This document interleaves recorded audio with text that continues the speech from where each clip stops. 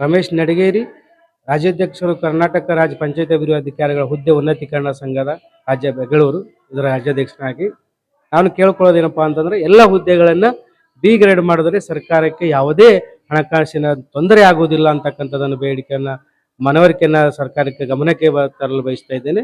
ಜೊತೆಗೆ ಏನಪ್ಪಾ ಅಂತಂದ್ರೆ ಸ್ಥಳೀಯ ಮಟ್ಟದ ಸ್ಥಳೀಯ ಸರ್ಕಾರ ಬಲವರ್ಧನೆಗೊಳ್ಳಬೇಕು ಅಂತಕ್ಕಂಥದ್ದು ಏನು ಮಹದಾಶೆ ಇದೆಯೋ ಸರ್ಕಾರದ್ದು, ಅದೇ ರೀತಿಯಾಗಿ ಆಡಳಿತ ವಿಕೇಂದ್ರೀಕರಣ ಮತ್ತು ಸಬಲೀಕರಣವನ್ನು ಗೊಳ್ಳಬೇಕಂತಕ್ಕಂಥ ಮಹದಾಶಯದಿಂದ ಸುಮಾರು ಯೋಜನೆಗಳನ್ನ ಸರ್ಕಾರ ರೂಪಿಸ್ತಾ ಇದೆಯೋ ಅದಕ್ಕೆ ಒಂದು ಬಲ ಬರಬೇಕಾಗತ್ತಪ್ಪ ಅಂತಂದ್ರೆ ಇವೆಲ್ಲವುಗಳನ್ನಪ್ಪ ಅಂತಂದ್ರೆ ಏಕಕಾಲದಲ್ಲಿ ಬಿ ಗ್ರೇಡ್ ರಾಜ್ಯದ ಎಲ್ಲ ಪಿ.ಡಿ.ಒ ಹುದ್ದೆಗಳನ್ನ ಬಿ ಗ್ರೇಡ್ ಮಾಡಿದ್ರೆ ಒಂದು ಉತ್ತಮವಾದ ಆಡಳಿತ ಕೊಡಲಿಕ್ಕೆ ಸಹಕಾರ ಆಗ್ತದೆ. ಜೊತೆಗೆ ಏನಪ್ಪಾ ಅಂತಂದ್ರೆ ಕಾಲಕ್ಕೆ ತಕ್ಕಂತೆ ನೌಕರರಿಗೆ ಬಡ್ತಿ ಆಗಿರ್ಬೋದು, ಇನ್ನೊಂದು ಮತ್ತೊಂದು ಎಲ್ಲ ಏನು ಸೌಲಭ್ಯ ಸಿಗ್ತಾವ ಅವು ಸಿಗದೆ ಹೋದಾಗ ಏನಪ್ಪಾ ಅಂತಂದ್ರೆ ಅಧಿಕಾರಿಗಳು ಚೈತನ್ಯವಾಗಿ ಕೆಲಸ ಮಾಡದೆ ಸೋಮಾರಿತನವನ್ನ ಸೃಷ್ಟಿಸಬಾರದು ಅನ್ನುವಂಥ ಒಂದು ಬೇಡಿಕೆಯನ್ನ ನಾವು ಸರ್ಕಾರ ಗಮನಕ್ಕೆ ತರ್ತೀವಿ. ಯಾಕಪ್ಪ ಅಂತಂದ್ರೆ ಇಂಥವೆಲ್ಲಗಳನ್ನು ನೋಡಿ, ಸುಮಾರು 15ರಿಂದ 16 ವರ್ಷಗಳಾಯ್ತು ಯಾವುದೇ ಬಡ್ತಿ ಇಲ್ಲ. ಪಿ.ಡಿ.ಒಗಳ ಪಂಚಾಯತ್ ಅಭಿವೃದ್ಧಿ ಅಧಿಕಾರಿಗಳಿಗೆ ಯಾವುದೇ ಬಡ್ತಿ ಇಲ್ಲ. ಹಾಗಾಗಿ ಚೈತನ್ಯವಾಗಿ ಕೆಲಸ ಮಾಡಂತಂದ್ರೆ ಹೇಗೆ ಮಾಡ್ಬೋದು ಅವರು? ಸೊ ಅದಕ್ಕೆ ಸರ್ಕಾರ ಇವೆಲ್ಲವುಗಳನ್ನು ಮನಗಂಡು ಏನು ಉನ್ನತ ಮಟ್ಟದ ಅಧಿಕಾರಿಗಳ ಏನು ಗ್ರಾಮೀಣಾಭಿವೃದ್ಧಿ ಮತ್ತು ಪಂಚಾಯತ್ ರಾಜ್ ಇಲಾಖೆ ಉನ್ನತ ಮಟ್ಟದ ಅಧಿಕಾರಿಗಳು ಇವೆಲ್ಲವುಗಳನ್ನ ಕುಲಂಕುಷಿಯಾಗಿ ಚರ್ಚಿಸಿ ಅಥವಾ ಪರಿಶೀಲನೆ ಮಾಡಿ ಪಿ.ಡಿ.ಒ ಹುದ್ದೆಯನ್ನು ಏಕಾಲ ಬಿ ಗ್ರೇಡ್ ಮಾಡಿದ್ರೆ ಇನ್ನೂ ದೇಶದಲ್ಲಿನೇ ನಮ್ಮ ಕರ್ನಾಟಕ ನಂಬರ್ 1 ಸ್ಥಾನದಲ್ಲಿ ಬರೋದರಲ್ಲಿ ಯಾವುದೇ ಸಂಶಯ ಇಲ್ಲ. ಮತ್ತು ನಾವು ಸಚಿವರಲ್ಲಿನೂ ಸಹಿತ ಏನು ಇಲಾಖೆ ಸಂಬಂಧಪಟ್ಟ ಗ್ರಾಮೀಣಾಭಿವೃದ್ಧಿ ಮತ್ತು ಪಂಚಾಯತ್ ರಾಜ್ ಇಲಾಖೆ ಸಚಿವರಿಗೂ ಸಹಿತ ನಾವು ವಿನಂತಿ ಮಾಡ್ತಾ ಇದ್ದೀವಿ. ಇವೆಲ್ಲವುಗಳು ನಾವು ಒಳ್ಳೆಯ ಒಂದು ಉಸ್ತುಕ ಆಡಳಿತಗಾರಾಗಿ ಅದು ಇದ್ದಾರೆ. ಅದಕ್ಕಾಗಿ ಅವರು ಇನ್ನೂ ಒಂದು ಇವೆಲ್ಲವುಗಳನ್ನ ಪರಿಶೀಲನೆ ಮಾಡಿ ರಾಜ್ಯದ ಒಂದು ಬಿ ಗ್ರೇಡ್ ಎಲ್ಲ ಹುದ್ದೆಗಳನ್ನು ಬಿ ಗ್ರೇಡ್ ಮಾಡಿದ್ರೆ ಒಂದು ಇತಿಹಾಸ ಸೃಷ್ಟಿ ಆಗ್ತೈತಿ ಅಂತಕ್ಕಂಥ ಮಾತನ್ನ ಇಂದಿನ ಒಂದು ತಮ್ಮ ಪತ್ರಿಕಾ ಮಾಧ್ಯಮ ಮುಖಾಂತರ ತಿಳಿಸಲು. ಆಕ್ಚುಲಿ ಏನಪ್ಪಾ ಅಂತಂದ್ರೆ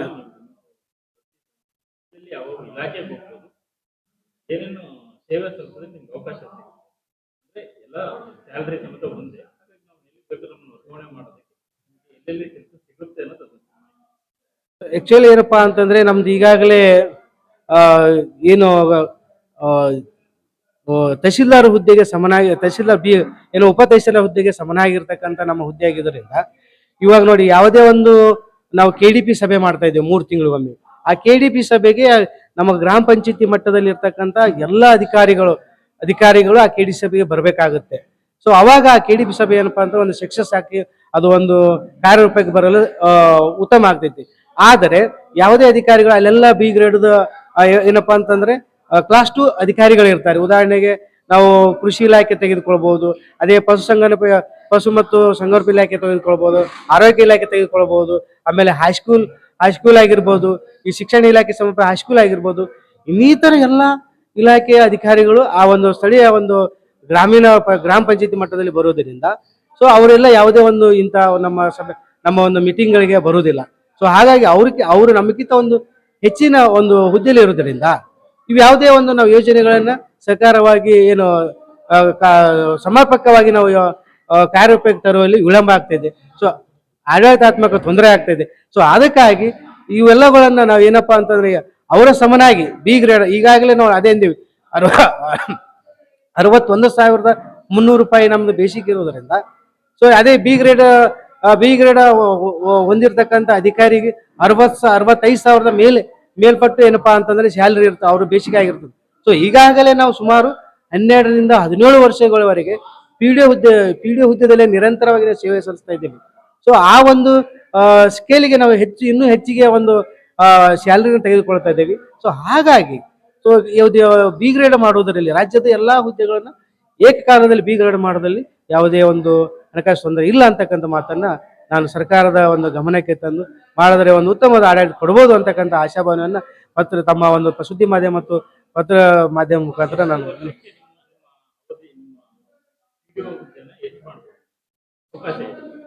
ಸರ್ ಆಕ್ಚುಲಿ ಏನಪ್ಪಾ ಅಂತಂದ್ರೆ ನಾವು ಏನು ಬಡ್ತಿ ಅಂತಕ್ಕಂಥದ್ದು ಏನಿದೆಪ್ಪ ಅಂತಂದ್ರೆ ಬಡ್ತಿ ವೃಂದ ನೇಮಕಾತಿ ಮತ್ತು ವೃಂದ ನಿಯಮಗಳೇನಿದಾವೋ ಸೊ ಅದು ಅದರ ತಕ್ಕಂತೆ ಪ್ರತಿಯೊಬ್ಬ ವ್ಯಕ್ತಿ 5 ವರ್ಷಕ್ಕೊಮ್ಮೆ ಅಥವಾ ಅದಕ್ಕಿಂತ ಹೆಚ್ಚಿಗೆ ಒಂದು ವೃತ್ತಿಯಲ್ಲಿ ತನ್ನ ವೃತ್ತಿ ಸೇವೆಯನ್ನು ಮಾಡ್ತಿದ್ದಾಗ ಅದನ್ನ ಬಡ್ತಿಯನ್ನು ಕೊಡಬೇಕಾಗಿದ್ದು ಸರ್ಕಾರದ ಮಹದ ಒಂದು ಆದ್ಯ ಕರ್ತವ್ಯ ಆಗಿರೋದ್ರಿಂದ ಸೊ ಈಗಾಗಲೇ ನೋಡಿ 5 ವರ್ಷಕ್ಕೊಮ್ಮೆ ನಾವು ಬಡ್ತಿಯನ್ನು ಪಡಿತಕ್ಕಂಥ ಒಂದು ವ್ಯವಸ್ಥೆ ಇದ್ದಾಗ ಸೊ 12 ವರ್ಷ 2013ರಲ್ಲಿ ಜಾಯ್ನ್ ಆಗಿರ್ತಕ್ಕಂಥ ವ್ಯಕ್ತಿಗಳನ್ನು ಅದೇ 12 ವರ್ಷ ದಾಟ್ತಾ ಇದೆ. ಇವಾಗ 2010ರಲ್ಲಿ ಸೇರಿರ್ತಕ್ಕಂಥ PDOS ರೈತರು ಸುಮಾರು 15 ವರ್ಷ ದಾಟ್ತಾ ಇದ್ದಾರೆ. ಸೊ ಅದಕ್ಕಿಂತ ಪೂರ್ವದಲ್ಲಿ ಕೆಲವೊಂದು ಪ್ರಮೋಷನ್ ಆಗಿರ್ತಕ್ಕಂಥ PDOS ಸ್ನೇಹಿತರು ಅದಾರೆ, ಅವರು ಸದ್ಯಕ್ಕೆ 15-16 ವರ್ಷ ಸೇವೆ ಸಲ್ಲಿಸಿದ್ದಾರೆ. ಸೊ ಆದರೂ ಸಹಿತ ಯಾವುದೇ ಬಡ್ತಿ ಇಲ್ಲ. ಸೊ ಅಂದಾಗ ನೌಕರಿಗೆ ನಾವು ನ್ಯಾಯವನ್ನು ಒದಗಿಸಬೇಕಾಗಿರ್ತಕ್ಕಂಥ ಹಿರಿಯ ಅಧಿಕಾರಿಗಳಾಗಿರ್ಬೋದು, ಸರ್ಕಾರ ಆಗಿರ್ಬೋದು, ಅದು ಒದಗಿಸಿದ್ರೆ ಉತ್ತಮವಾಗಿ ಇನ್ನೂ ಆಡಳಿತನ ಪರಿಣಾಮಕಾರಿ ಬೀರ್ಬೋದು ಅಂತಕ್ಕಂಥ ಒಂದು ಮಾತನ್ನ ನಾನು ಹೇಳಕ್ ಬಯಸ್ತಾ ಇದ್ದೀನಿ ಸರ್.